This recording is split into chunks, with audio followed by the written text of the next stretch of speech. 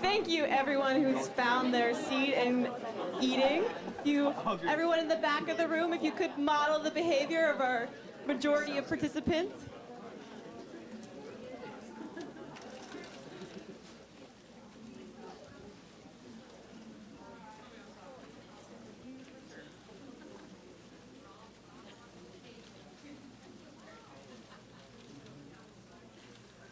Did everybody who wanted to eat get something to eat?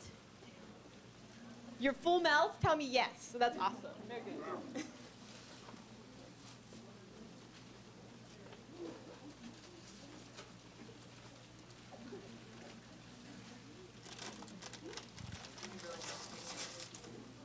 Well, lucky for you, we'll be sharing all of the presentations today afterwards, so hopefully you won't need to take too many notes. And, you know, tweets work.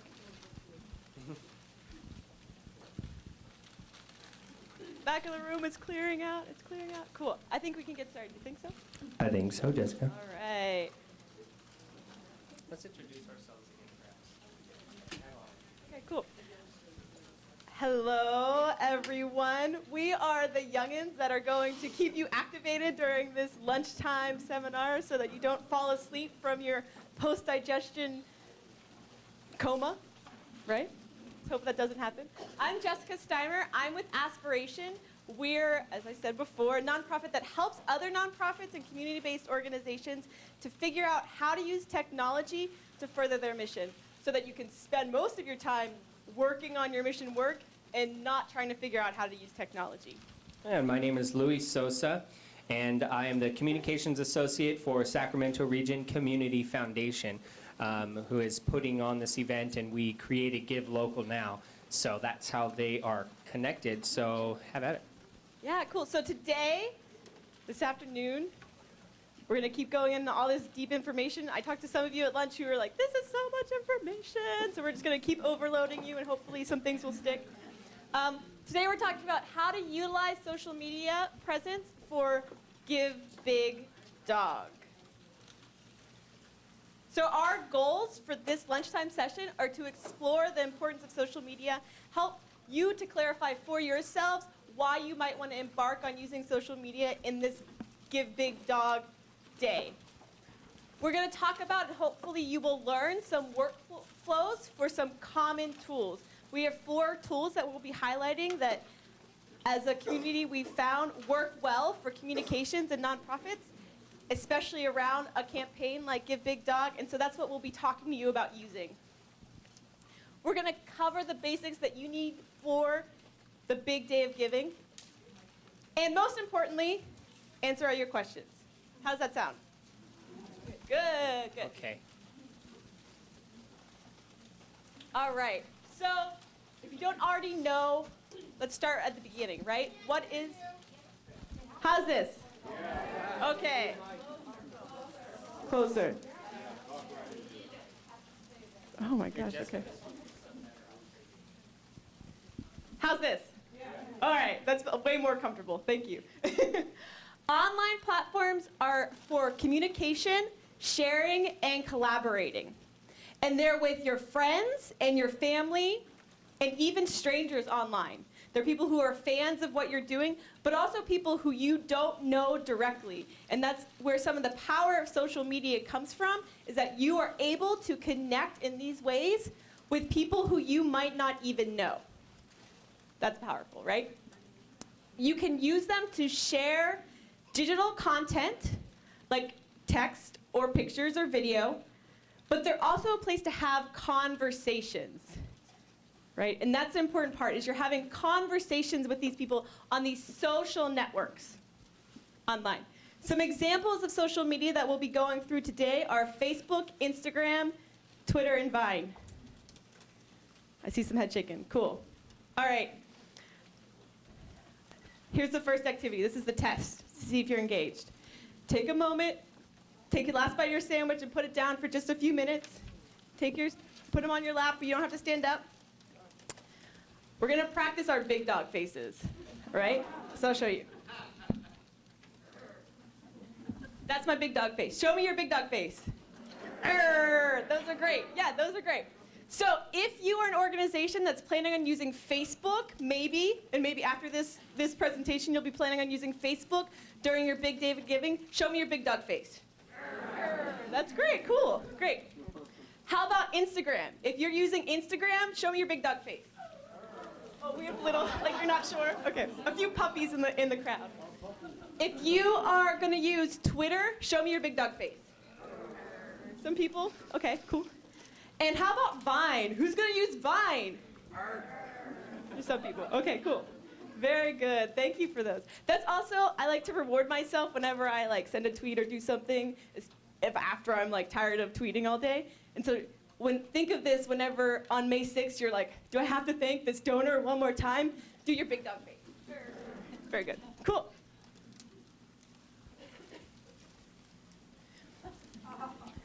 So, as I said, social media is for having conversations online. It's social media. They're social networks. And to be social means to talk to people and to engage in a conversation. And having a conversation doesn't mean this, right? It means listening to what other people are saying online as well. That's a number one point of having a conversation with people. And it's something that sometimes we forget in our online work, is to have that conversation. So we'll be talking about some ways to use these tools to have conversations, because that will really help your engagement with the people who you're trying to reach online. They were originally meant, these social networks, these social tools, were originally meant for people-to-people interactions, right? Person-to-person, human-to-human interactions, not for organizations. And so sometimes it can be difficult to figure out how to make these tools work for us online as organizations, right? It's kind of like what we're struggling with. Sometimes there's a fear, but we can do it. Because there are some ways, and we'll be talking about today, how you can use these responsibly for your organization. It's most important to remember that they're not your virtual megaphone. That's not the only reason that you're on these tools, to have a platform to spout whatever it is that you're talking about today. It's to have conversations and to engage with humans on these social networks. So people are signing on, they just want to see pictures of their nephew, right? That's all they're interested in. But hopefully, if you're able to have engaging content, they'll be interested in what you're saying, and they'll be more likely to share it with their niece and nephew, maybe. For the Big Day of Giving, you want to promote and blast out your messages as much as you are engaging. Kind of think of that 50-50 equal amount to make sure that you are responding to people who are engaging with you and thanking people as much as you are blasting out. I'm going to give you 2 tips about that kind of content, how to have engaging content, and we call them the 2 P's and the 2 F's. The 2 P's are pain and passion, and the 2 F's are fame and fun. And if you're struggling to think of what a content piece could be about, think of those 2 P's and those 2 F's. Have fun with it, make someone famous, talk about a pain point that people can connect with emotionally, or talk about your passion and why you're doing it. Those are just some quick tips. The advantages of social media, if you're not already sold, are that you can get some relevant news. It allows you to receive curated news that you choose or that your audience chooses to opt into receiving. So you know that people who have fanned you on Facebook or are following you on Twitter or any of these other tools, they want news from you. They have told you that because they have engaged with you there, or they subscribe to your e-newsletter, so you know that they want information from you, and use that to your advantage, right? They're people who want to hear from you. Let them hear from you. It can also increase exposure. It gives you easy ways to access new networks of people through sharing. I was talking to somebody at lunch who said, I only have a few friends on Facebook. But their kids have hundreds of friends on Facebook. I think that is a similar situation to what my mom's relationship. My mom probably only has about 20, 25 friends on Facebook, and I have a lot. But because I love my mom, and if she's passionate about something, that makes me want to share it with my people too. And so I'll share content from her, and that increases exposure in a way that the people who she's friends with on Facebook have no idea how it could happen, right? So you might only have a few fans or a few friends on Facebook, but they might be super connected. And so using even the few number that you have to your advantage is a good idea. And finally, generate conversations and feedback allowed for two-way conversation. That's why it's social media in the first place. Okay, here's some more fears. This is the reasons that we're not on social media, right? These are the things that are holding us back. It can take so much time, and time equals money. There are big corporations like Facebook, and they want your data. They want to know about you. There's billions of tools out there, and it can take time to figure out which ones you need. And the tools change every single day, and we have to keep up. How many of you kind of resonate with some of these fears that are written here? Yeah, a lot of you. Yeah. They're real, right? That's real. But they're fears, and fears hold us back from being able to use these tools effectively. A lot of the organizations, and especially if you're thinking about using these tools as an organization, we're going to be talking about ways that you can use these tools responsibly for your organization so that you don't have to be as concerned with a lot of those fears up there. Make a plan and stick to it, and that'll help you stay within a certain time frame. And the tools change every single day. Sac Region Foundation has done a lot of work to figure out what tools work for this area, and we're talking about 4 today that are specific ones that you can use to use on the big day of giving. Look around you. This is your peer network, and that's who to find out from what tools they're using to find out which ones you need to be on. So at events like this, when you're networking in real life, networking with people is a good way to find out what new tools to keep up with. Cool.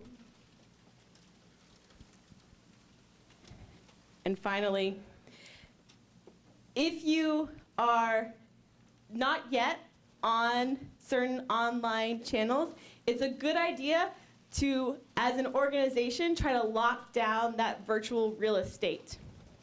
So if you're not on Facebook or Twitter or Instagram or Vine, but you think as an organization sometime in the future it might be a good idea for you to use those tools, you might want to figure out a way to log on and reserve that space so that when you are ready to use it, it's not already taken, right? That's a common problem that happens, is that by the time we're ready to use these tools, somebody's taken all of our usernames and we can only be SAC Foundation 6749, right? You don't want that name. I have a question. Yeah. Could you quickly help us by polling in here with a hand on how many of us are using Facebook? How many of us are using Vine? How many of us not want to? Because that was one thing. Like, Cool. oh, yeah, I'm going to do that. But are we actually using it? Yeah, sure. I think that happened this morning, but let's do that again. Who is using Facebook? Everybody in the room. Almost, right? Okay. How about who's using Twitter?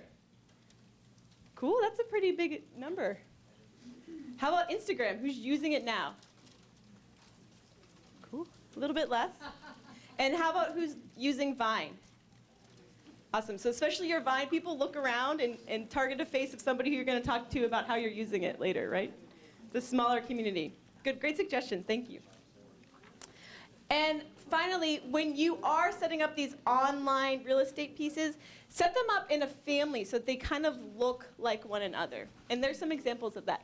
So I work for an organization that's called Aspiration. Aspiration is a word that people use in the English language to mean hope.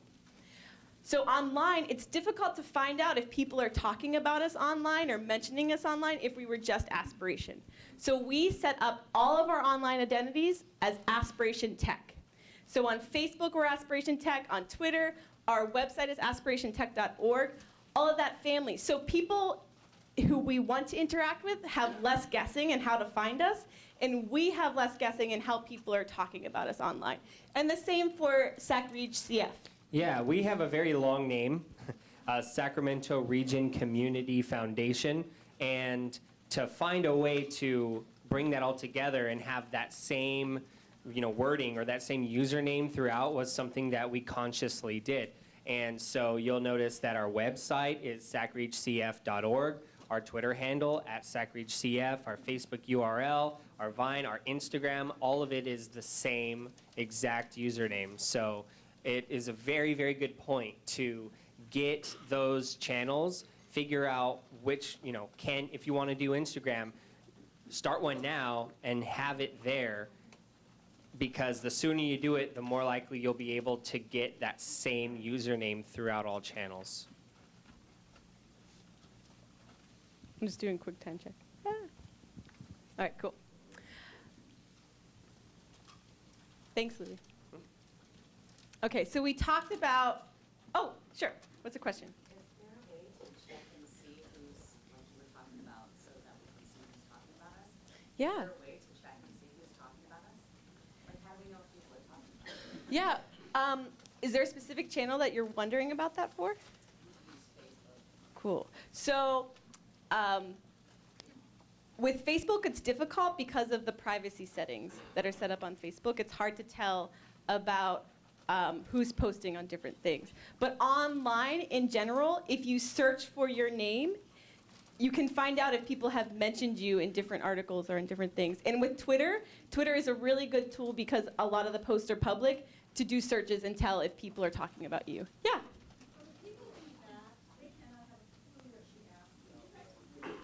Sure, sorry. I apologize. Thank you for that reminder. She asked if there's a way for us to know whenever people are mentioning us online.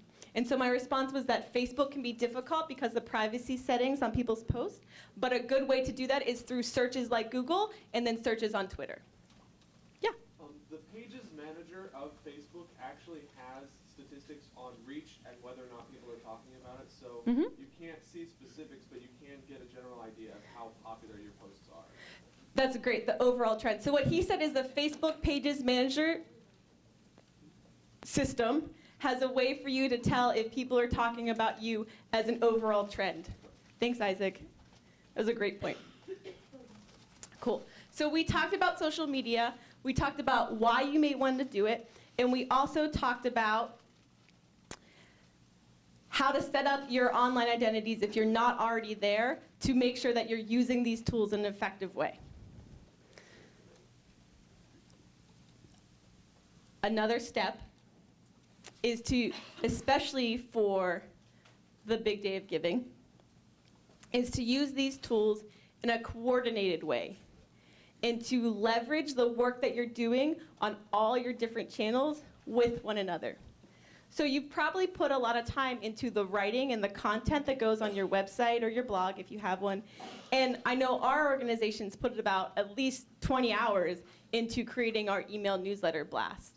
And so leveraging those sentences that you've already have written and that content that you've already creating across your different channels in a coordinated way is a good way to save time and make very effective use of these social media channels. So here's an example.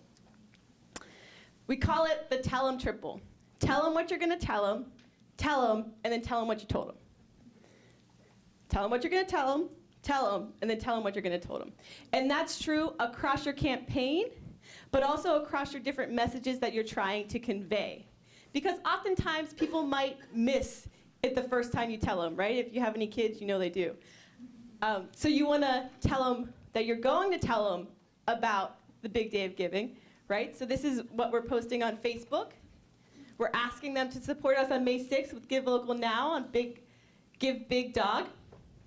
Because we work every day for people, and I just used Placer County as an example, and learn what we're up to lately and include a link to your e-newsletter.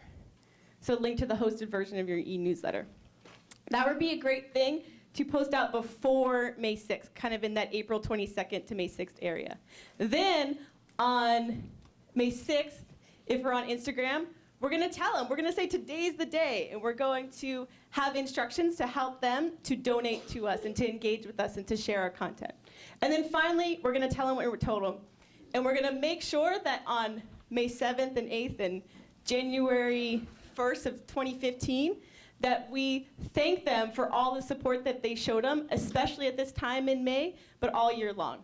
So thanks for all the love. We love your support all year, and especially thankful for Give Big Dog donations. So using these tools together and spreading the messages across different tools, leveraging the content that you've created for one tool to other ones, and then telling your story across time to making sure that it is delivered in a narrative arc so that people are working with you as you tell your story leading up to the donation. Cool. So I'm sure a lot of you are confused about what tools are up here. The first, Facebook, Instagram, and Twitter. And Louis is the man who's going to jump into it for you.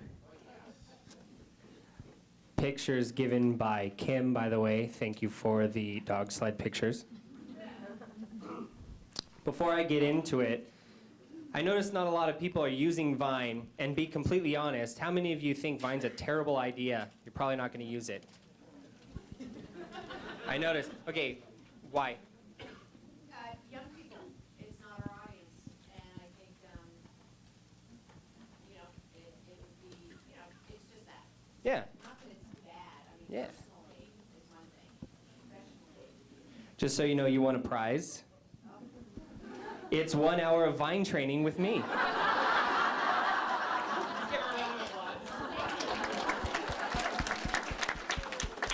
And I will explain how to use Vine and that it's not just for young people, and it's really cool, and you will see in a moment. Over here real quick. I was really into Vine, and then Instagram added video.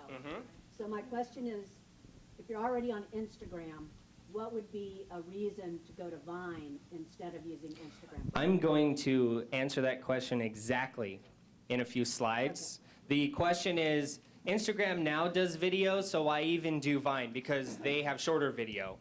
What's the point? Different channels do different things. They're connected to different other channels. The brief version, Facebook bought Instagram. Instagram is sort of connected to Facebook. Instagram has 15-second video. There's different ways to record, and I don't always like it, but if I want to have a longer segment, I may use it. However, Twitter bought Vine, and Vine is 6-second video, but it loops, so it goes on forever. Instagram doesn't do that. And you post directly to Twitter because they are now connected. So rather than only being on Vine, which like nobody does, you actually post through Twitter, and it's more of a way to have a direct video on a tweet. So if you have Twitter, you should have a Vine, because there's your Vine capability. You don't have to add a link. Boom, the video pops up right away. We'll get into that. Very good question. Oh, yeah. Because Instagram, It can be a pain. Yes?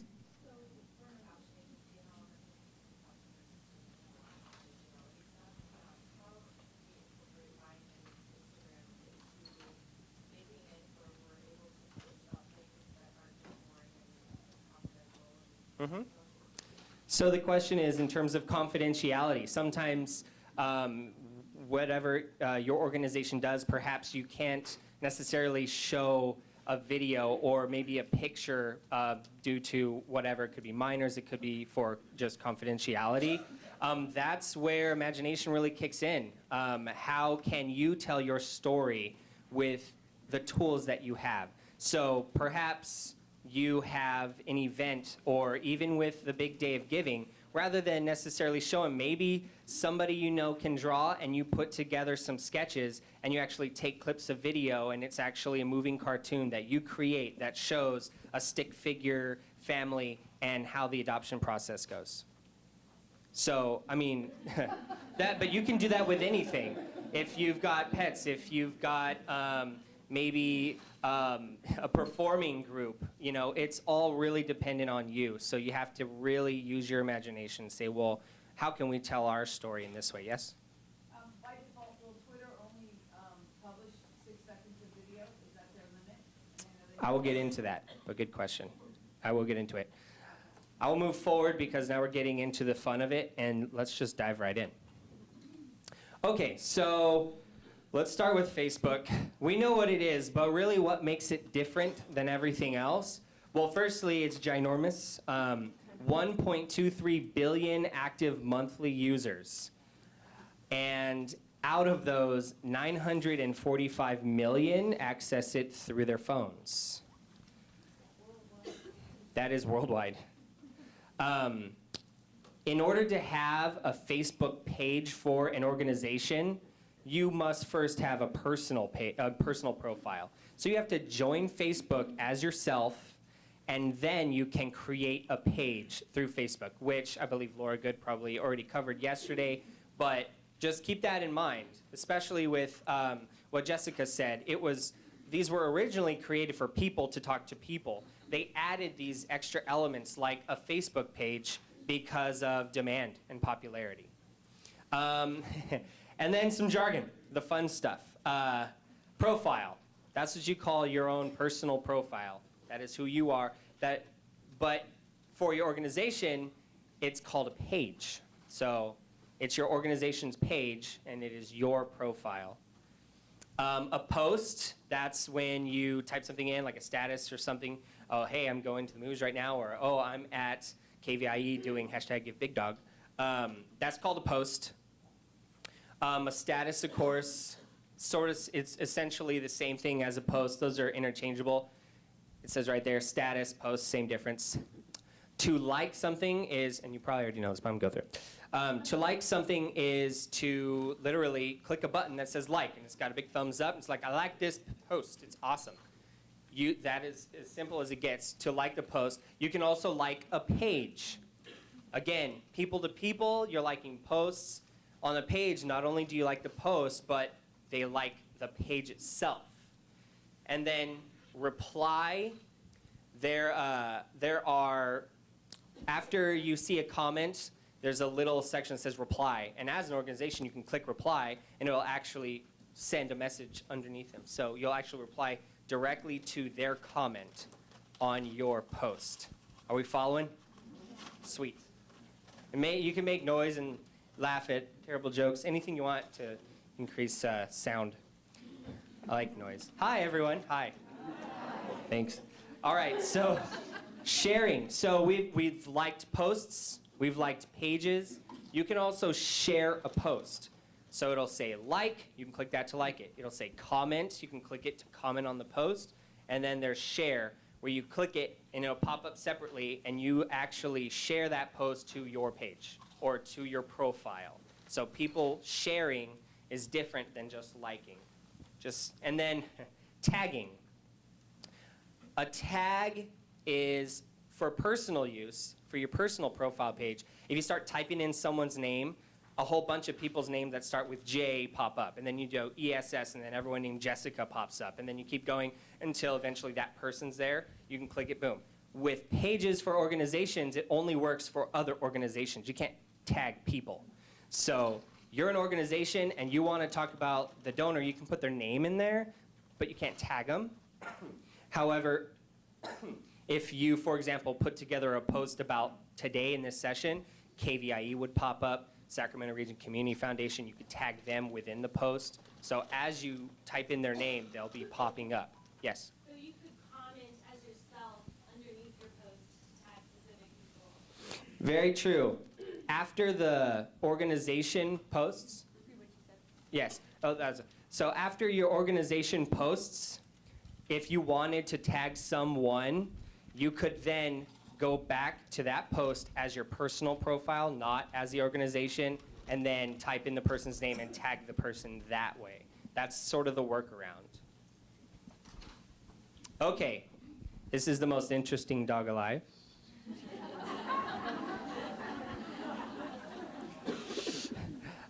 So some things about Facebook. There's no limit to the characters that you post. You could put an entire novel on there. Problem being, you don't want an entire novel on there. Always keep it short and simple. I like having posts, I kind of follow Twitter. It's 140 characters. I like keeping everything within about 140 characters. You don't want to go too long. You want to hit your point quick, hit your sell, hit your lead, boom, go right into it. Frequency. this varies. Frequency normally on Facebook tops 2 or 3 posts a day. You could also do 2 or 3 posts a week, okay? So the real key is you don't want to post anything unless it has value. So you can post all day long, but if it's boring or doesn't engage anyone, then there's no point in putting it up there. So in terms of frequency, normally 2 or 3 posts a week is good, but do not go more than 2 or 3 a day. That's just annoying. Images. Images get the best response.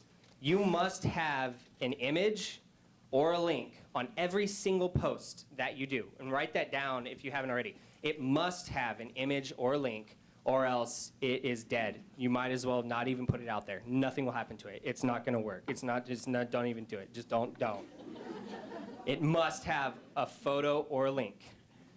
A link trick is when you go to your status and you want to share the link, once you paste the link in there, for example, to your website, it'll sort of like load a little bit, and then underneath it, boom, it'll pop up like a picture of your site, and then it'll have like a description. After you do that, just delete the link. After you do that, just delete the link. Because it's already there. It's underneath. It's got a picture. There's no point in having that link there anymore. You just say, hey, click below. You know, hey, we're doing blah, blah, blah, click below. It's right there. So that takes away some of those characters. And the other is, if you have, well, full or delete. Okay, now if you have a picture and you also want to include a link, like a picture saying, hey, give to us, and it's your organization doing whatever they do, click here, right? You want them to, but you want both? Then keep the entire URL. Don't use a URL shortener. Don't use bit.ly or tinycc, any of those things that take a long URL and make them really short, because studies show that seeing the entire link is actually going to give you a higher click-through rate. Does that all make sense? Sweet. All right. Hashtags. Don't feel bad, but does anyone not know what a hashtag is? Okay, it's totally cool. A hashtag essentially is the £, and what it does is it turns the word into a searchable keyword. So the whole point in hashtagging something is to hashtag a word within your post or add it at the end that will link someone searching for that to you. So for example, Sacramento Region Community Foundation. Community, that's a big keyword. I'll often do something, type in a post, we're at KVIE today doing Give Big Dog, and then hashtag community. Sometimes I'll put that in there. But with Facebook, usually don't use hashtags. Interesting. However, the only exception, if you're part of a bigger campaign, because, as someone mentioned, Facebook now has something called trending. The more terms that are being used at a certain amount of time, if there's a lot of people tagging hashtag Give Big Dog, it will eventually trend. And then what will happen is when people get onto Facebook, it'll say trending on the side. It does from now on until forever. And it shows all the keywords. So with the campaign, use Give Big Dog, because collectively we can trend.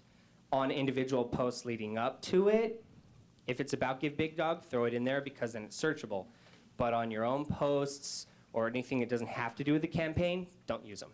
Does that make sense? Oh, not very much. Not very. Yeah, at the top. Yeah, are you able to search the hashtag? I mean, that's the point, right? To see it and search it. Right up here. Search for people, places, and things. You can just pop in hashtag Give Big Dog. Everyone who's ever used it, it'll pop up. You can tag, I already said you can tag organizations.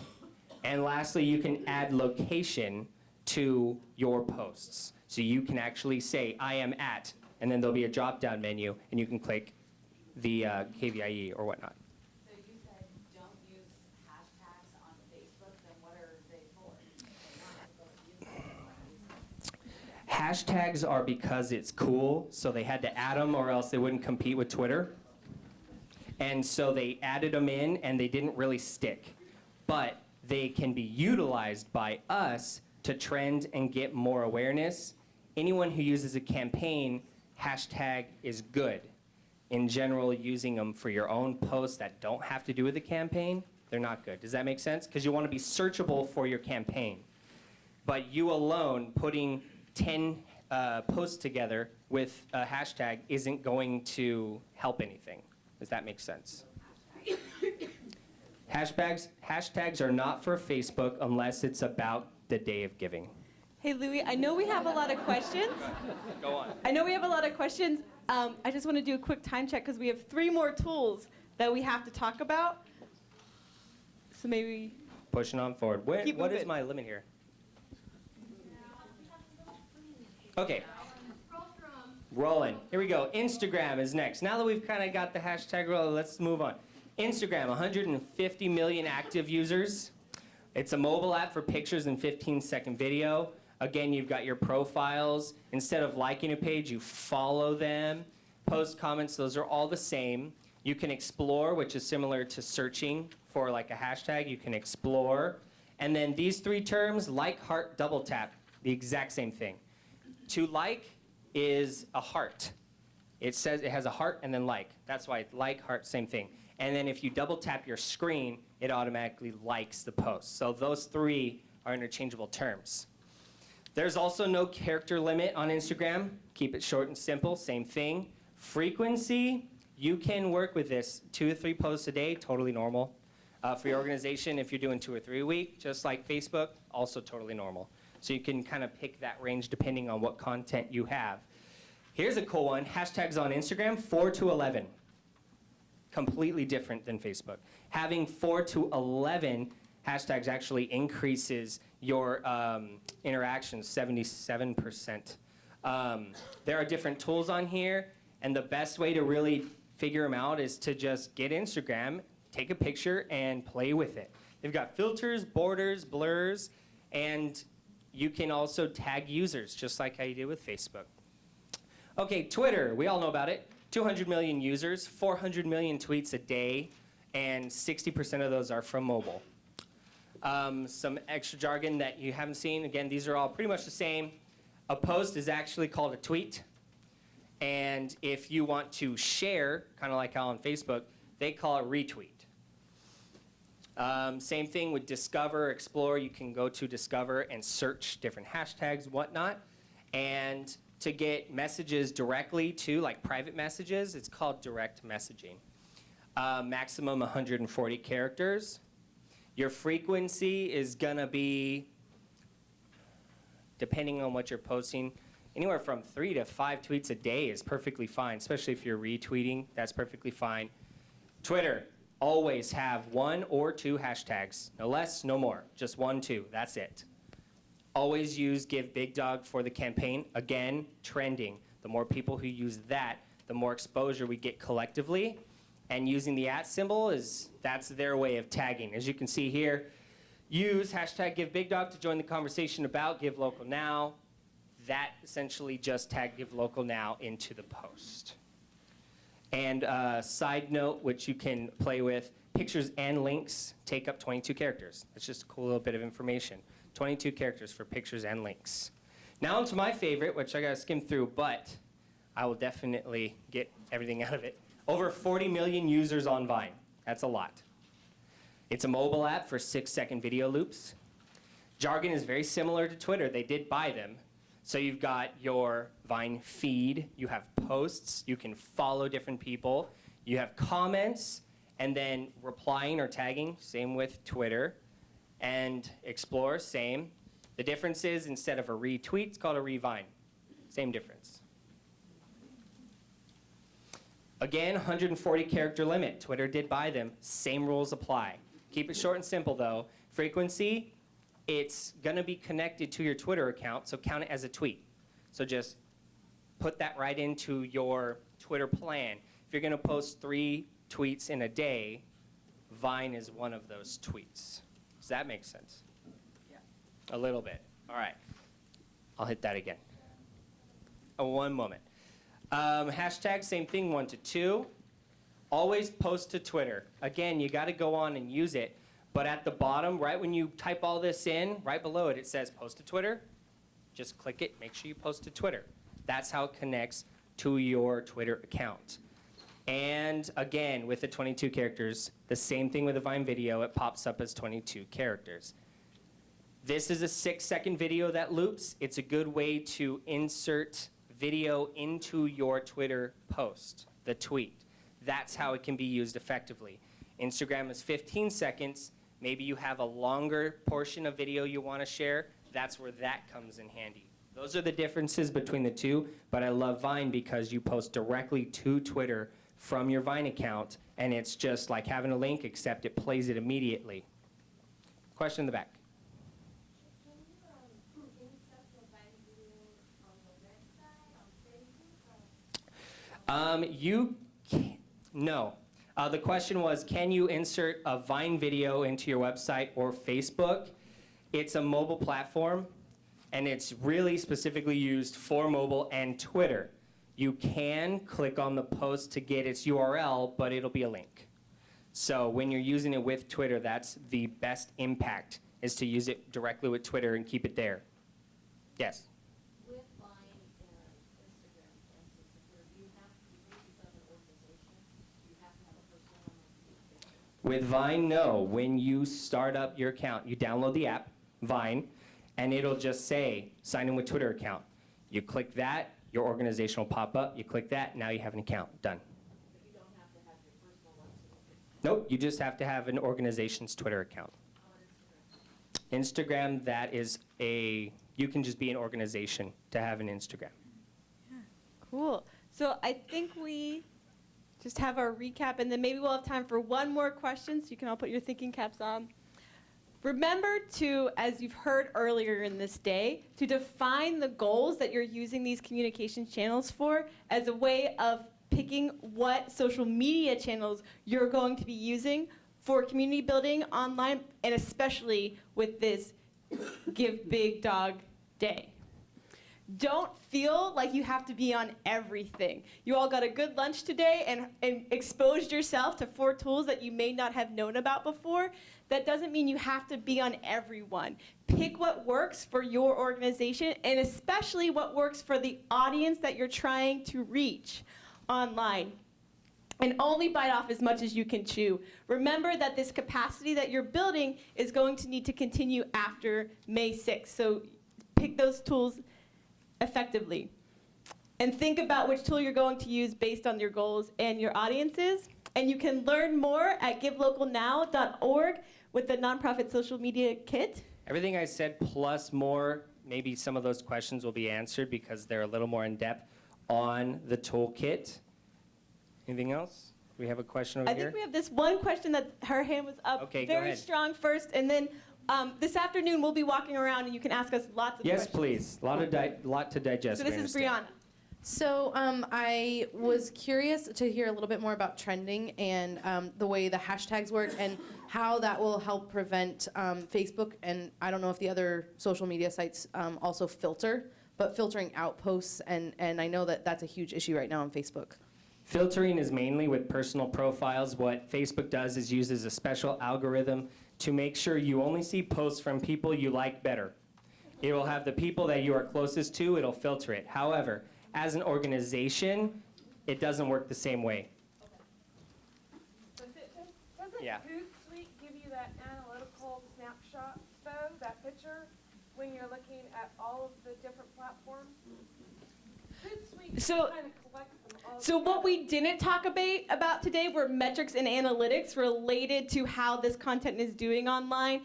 Facebook and Twitter have built-in analytics. Hootsuite can tell you how your messages are doing online. It's a tool that Laura Good talked about yesterday.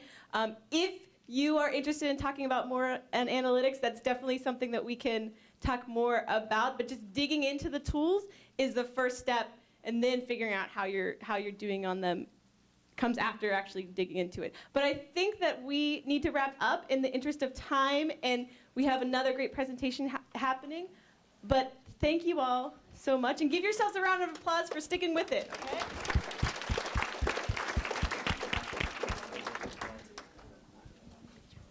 Thank you, Louie and Jessica. Can we have the donor panel come up, please? Shirley, Greg Smith, Tim DiBucci, Katie, and Stephanie Bray, please.